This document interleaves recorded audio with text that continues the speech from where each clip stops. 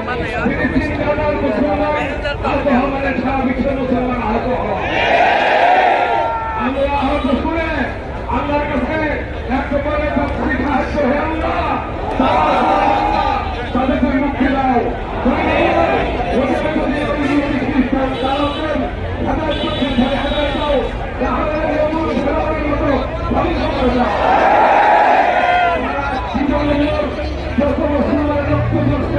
প্রত্যেকটা রক্তের হারে হারে মূল্য দিতে হবে।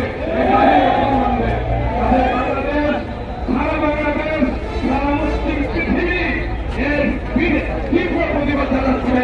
বিশ্বের নেতৃবৃন্দরা তাদের দৃষ্টি আকর্ষণ করে এত বছর দৃষ্টি নাই। এখন তাদেরকে চোখে ইশারা দিয়ে বলছি, ফিলিস্তিনে দাঁড়িয়ে মুসলমানদের দেখো। যদি মুসলমানদের আবার মাঠে নামতে হয় তাহলে তোমাদের ঘরের খবর